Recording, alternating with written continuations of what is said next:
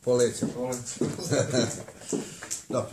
Evo da vas pozdravim i da vam se zahvalim što ste došli danas i da vam se zahvalim na celokupnu saradnju koju su imali u toku cijele ove godine.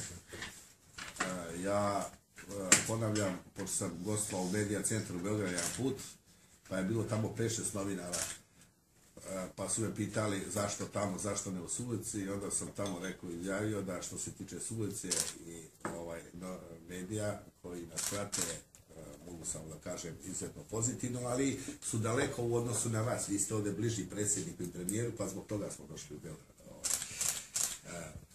Ali ne, ovo ne pričam onako samo da bi se reklo, nego stvarno jeste tako da je to istina i činjenica. Kad bi nas pratila političari i oni koji drže vlast, ko što se tiče vas ovdje u Subotici novinara, onda bismo mi bili zadovoljni, bilo bi nekog napretka i narod bi bolje živio. Tako da kažem da ova godina koja evo na isteku nije ništa novo donijela. Ali nijesmo ni očekivali ova godina dese nešto novo, s obzirom da znate već u prošloj godini, pred kraj godine je počela već kampanja za izbore, tako da smo prvih pola godine proveli u izbornoj kampanji. Ništa se nije dešavalo, samo je bilo pitanje ko je kriv, ko je manje kriv, ko je više kriv, i to je bilo optuživanje. I evo, otprilike nekih 4-5 mjeseci kako je napravljena nova vlada, možemo da kažemo da se promijenila vlast na nivou Srbije, neki su stari, neki su novi. Ovdje kod nas na lokalu u Suboticu samo smo ostali su stari, samo ojačana koalicija, sada su skoro svi u vlasti. Prošli put, eto, možda nisu baš bili svi, a sada evo skoro su svi u vlasti što se tiče Subotice. Što se tiče, vi znate nešto da je došlo do nekog napretka u ovom periodu sada, nekih 4-5 mjeseci, što se tiče ovdje lokala, ne možemo ništa da kažemo. I dalje je pitanje nema para, finansiranja, znači ono što treba da se finansira. To svake godine se dešava, pa i ove da nema dovoljno para. Što se tiče nekih novih investicija u gradu, dobro je možda što ih nema, ja mislim da ih nema, jer ako su investicije kao što su bile ove pozorište, bazen i tako dalje, bolje da ih nema, jer da ne troše se pare od naroda, to jest da se ne bacaju uzaludno. Tako da je bolje takve investicije ne praviti u Subotici, da ih nikakvih onda i nema. Najavljivanje nekih novih nije sam čuo, ali vjerovatno možda će biti sad, pošto je 26. prijem u gradskoj kući, pa ćemo možda čuti neke nove planove i projekte od strane lokalne samouprave. Do sada ja to nisam nešto čuo, osim da je iznio gospodin Vacin na konferenciji za štampu, ne za konferenciju za štampu, nego neki sastanak je bio Privredne komore, nisu bili prisutni, gdje je iznio da će biti neki veliki privredni razvoj Vojvodine i tako dalje za sljedeću godinu, koliko sam pročitao u novinama, ako je to tačno, danas u štampi sam to pročitao, pa je neki novi, ali poslije u tekstu nisam nigdje vidio u naslovu novi razvoj Subotice i tako dalje, ali u tekstu poslije nema ništa, pa sam odmah to prelistao, kad sam vidio u naslovu, rekao bit će neki napretka. Međutim, poslije u tekstu nema ništa, to je znači samo onako rečeno uzgred da se upiše i da izađe u štampu. Što se tiče na nivou Republike promjena vlasti, ima nekih pozitivnih pomaka što mi mislimo, a to je borba protiv korupcije i kriminala. To je ono što mislim da je ključno u ovoj državi. Da se zaustavi odliv para u inostranstvo, to jest na razna ostrva. Da li će se u ovome istrajati? Ako se istraje u ovome, mislim da 2013. godina može da bude bolja. U kom smislu? Ne očekujem da mi baš živimo bolje.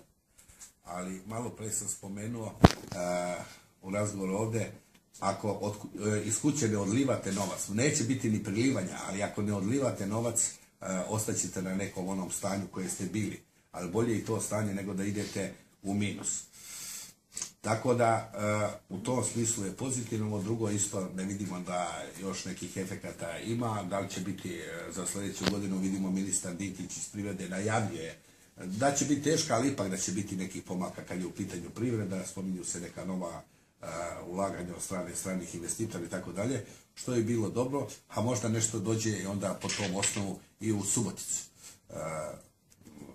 Ali ako se mi ne okrenemo ovdje u gradu sebi, nego da čekamo da nam riješi Novi Sad i Beograd problem, mi nećemo mrdati naprijed. Znači, ajmo jednom da se okrenemo tu u sebi, da ne čekamo da nam neko da ne čekamo da uđemo u Europu da nam daju iz fondova novac, nego uradimo mi nešto ovdje za sebe. Mislio sam za cijeli grad, nisam mislio ono za sebe kako su radili pojedinci za sebe, to je poznato i to svi znamo ovdje u gradu, nego da se jednom okrene da se radi za sve građane grada Subotice. U privredi, znate, nije bilo nekih velikih dešavanja. Ono redovno što su imali razne tužbe i tako dalje, to jeste, to je neko što svakodnevno problemi radnika u preduzećima, jedan problem, dva problema ili više. Štrajkova smo imali samo u Sigmi, su imali onaj štrajk, to znate, u Sigmi. Imali ste aktualno ovo što se dešavalo u Medoproduktu, znate, u stečaj otišlo, pa pitanje je bilo sada da će se prihvatiti ta reorganizacija, na kraju izgleda to prihvaćeno. Sindikat je intervenisao, to kolega zna, jedan dopis koji je slab, bolje išao je tamo i na sud kad je bilo ročište, međutim mi smo bili protiv nego da to ide u bankrot, ali usvoje ipak to. Mislim da je to značajno preduzeće za Suboticu zato što se nalazi u selu gdje je sirovina, znači postoji, a to je znači voće i povrće i ta je fabrika znači mnogo značila za taj dio Subotice jer su se preko te fabrike upošljavali mnogi koji su živjeli u tim selima okolni, pa čak je značila i za Suboticu kao grad. Kad je u pitanju ova slobodna zona koja se često spominje, jeste to pozitivno, dolazi investitor i to u toj slobodnoj zoni. Dobro je što se ljudi zapošljavaju. Sad, ja nikada nemam tačnu informaciju, možda vi imate koliko tamo u toj cijeloj zoni ima uposlenih radnika. Stalno se spominju cifre, bit će uplošeno 800, pa 1000, pa 1500, 2, ali to je ovo nekih 4-5 godina slušamo, ali nikada stvarno nisam čuo cifru. Nisu znali da mi kažu oni koji bi trebali da znaju koliko je tamo uposlenih, niti znaju da kažu ako je tamo tehnološki višak u sjeveru, na primjer, bio, to znamo, ali ako je u slobodnoj zoni tehnološki višak i po 170-80 radnika, za to se nešto ne čuje. Ko da nije u nadležnosti uopšte lokalne vlasti jer je slobodna zona, pa se izgleda tu nemaju ingerenciju ili neće da imaju i da znaju za to. Ja lično sam pitao gradonačelnika da li zna da li ima tehnološkog viška, pa čovjek nije stvarno znao, on nije bio upoznat sa tim, a bilo je. Tako da nešto posebno ne bih dalje da pričam, ali ako imate da pitate, vi slobodno pitajte, tu je kolega, tu sam ja, što god pitate, što znamo, odgovorit ću.